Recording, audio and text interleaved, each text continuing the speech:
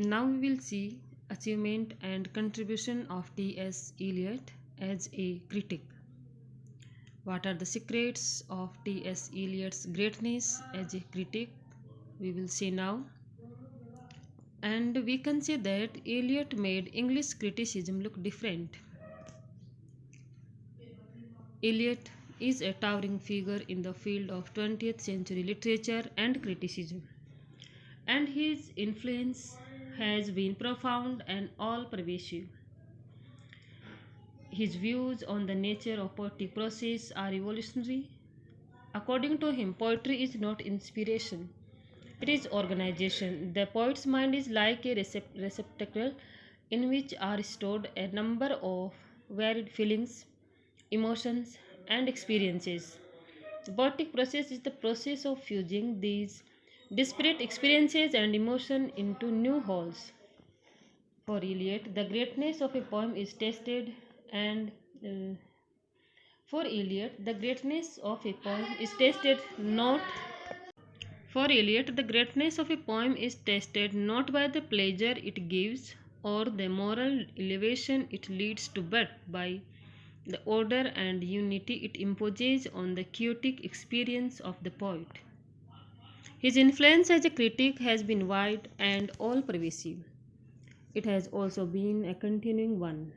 He has corrected and educated the taste of his readers and has brought about a rethinking regarding the function of poetry and the nature of the poetic process. He gave a new orientation, new critical ideas, and new tools of criticism. It is in the reconsideration and revitalization of English poetry of the past that his influence as a critic has been most fruitful and inspiring. No critic, indeed, since Coleridge has shown more clearly the use of poetry and criticism, estimating the achievement of Eliot as a critic. George Watson says T.S. Eliot offered literary criticism a new range of rhetorical possibilities, confirmed it in its increasing contempt for historical process, and yet reshaped its notions of a pseudo classical period by a handful of brilliant intuitions. There is hardly any critic now who does not bear the stamp of his influence. Even if he had written no poetry, he would have made his mark as a distinguished and subtle critic.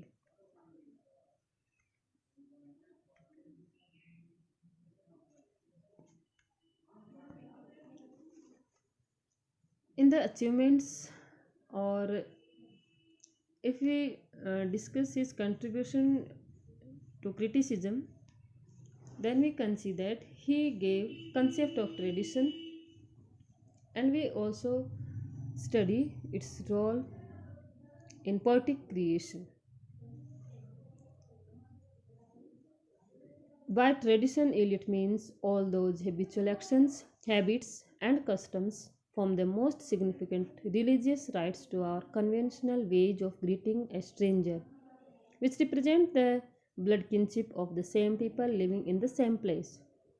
In his essay on the subject, Eliot is critical of a sentimental attitude towards the past. For one thing, in even the very best living tradition, there is always a mixture of good and bad, and much that deserves criticism.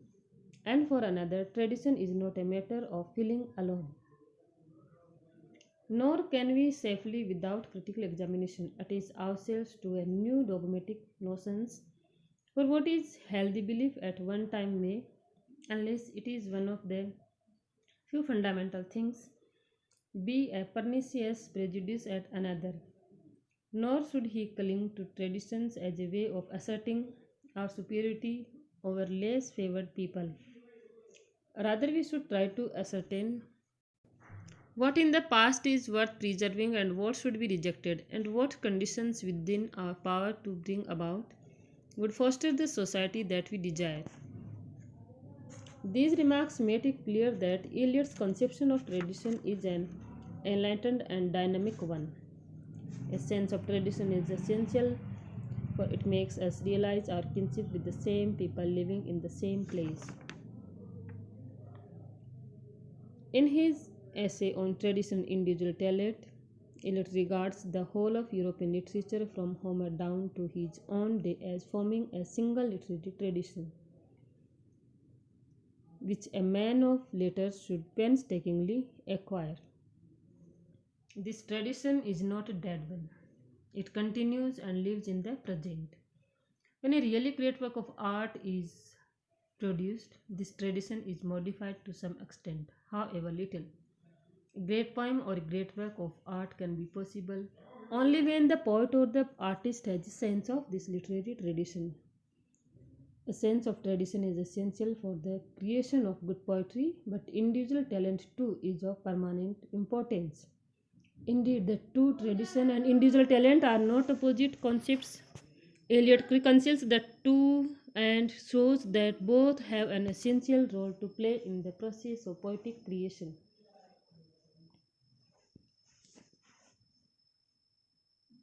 According to this view, tradition is not anything fixed and static, it is constantly changing, growing, and becoming different from what it is, and it is the individual talent which so modifies. A writer in the present must seek guidance from the past. He must conform to the literary tradition. The work of a poet in the present is to be compared and contrasted with works of the past and judged by the standards of the past. But this judgment does not mean that determining good or bad. It does not mean deciding whether the present work is better or worse than works of the past. An author in the present is certainly out to be judged by the principles and standards of the past. The comparison is to be made for knowing the facts, all the facts about the new work of art. Now we discuss poetic. Now we see what he made contribution in the process of creation of a poem. In the essay Tradition and Individual Talent, T.S. Eliot has developed at length his theory of the impersonality of poetry and has criticized Wordsworth's view that poetry has its origin in emotions reflected in tranquility. In his view, poetry is an organization of different concepts, and for such organization to take place, perfect objectivity on the part of the poet is essential. There is no question of the poet expressing his personal emotions. The poet's emotions and passions must be depersonalized. He must be as impersonal and objective as a scientist. The personality of the artist is not important. Important thing is his sense of tradition. A good poem is a living whole of all the poetry that has ever been written. The poet must forget his personal joys and sorrows and be absorbed in acquiring a sense of tradition and expressing it in his poetry. Thus, the poet's personality is merely a medium having the same significance as a catalytic agent or a receptacle in which chemical reaction take place. That is why the poet holds that honest criticism and sensitive appreciation is directed not upon the poet but upon the poetry. Eliot compares the poet's mind to a jar or receptacle in which are stored numberless feelings, emotions, etc., which remain there is an unorganized and chaotic form till all the particles which can unite to form a new compound are present together. Thus, poetry is organization rather than inspiration. And the greatness of a poem does not depend upon the greatness of or even the intensity of the emotions which are the components of the poem, but upon the intensity of the process of poetic composition.